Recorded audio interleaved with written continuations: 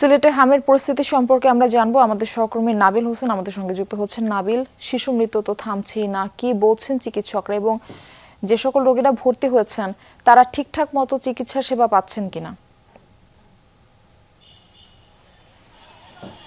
Murphy, মৃত্যুর যে মিছিল সেই মিছিল আসলে থামছেই না এবং প্রতিদিন নতুন করে শিশুরা, এই যে ফুলের মতো শিশুরা, তারা মৃত্যুর মিছিলে নাম লিখাচ্ছে এবং এই তালিকা দীর্ঘ থেকে দীর্ঘতর হচ্ছে। আমরা এই মুহূর্তে আছি শহীদ শামসুদ্দিন আহমদ হাসপাতালে, যেই হাসপাতালে প্রধানত হাম বা হামের উপসর্গ নিয়ে চিকিৎসাধীন শিশুরা এখানে ভর্তি আছেন।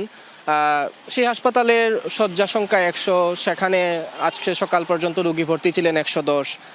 হামের এই রোগীর চাপ কমাতে সিলেট এমএজি উসমানী মেডিকেল কলেজে হাসপাতালে একটি ওয়ার্ড হামের জন্য ডেডিকেটেড করে রাখা হয়েছিল।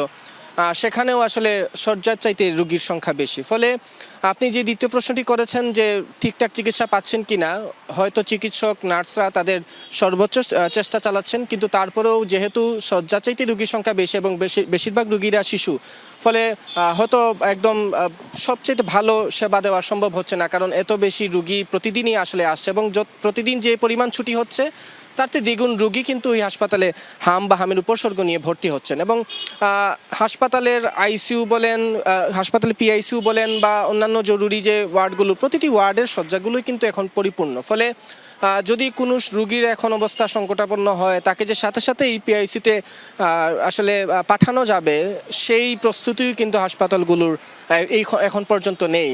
সিলেটে হামের উপসর্গ যখনই তৈরি হয় তখন থেকে আসলে আইসিইউ সংখ্যা বাড়াতে এখন 22টি পিআইসিইউ তৈরি করা হয়েছে দুইটি হাসপাতালে মিলিয়ে, কিন্তু সেই 22টি পিআইসিইউ কিন্তু এখন পর্যন্ত যথেষ্ট নয়। কারণ চিকিৎসকরা যেটি বলছেন যে হামে এবার যারাই আক্রান্ত হচ্ছেন তাদের নিউমোনিয়া, ডায়রিয়া এবং সর্বশেষ হার্ট ফেলিওর মতো ঘটনা ঘটছে, তাদের ব্রেনে হামের উপসর্গ বা হাম আঘাত হানছে, ফলে শিশুদের আইসিইউ ফলে শিশু মৃত্যুর সংখ্যাও দিন দিন বৃদ্ধি পাচ্ছে। আপনাকে ধন্যবাদ জানাচ্ছি নাবিল আমাদের সঙ্গে যুক্ত হওয়ার জন্য।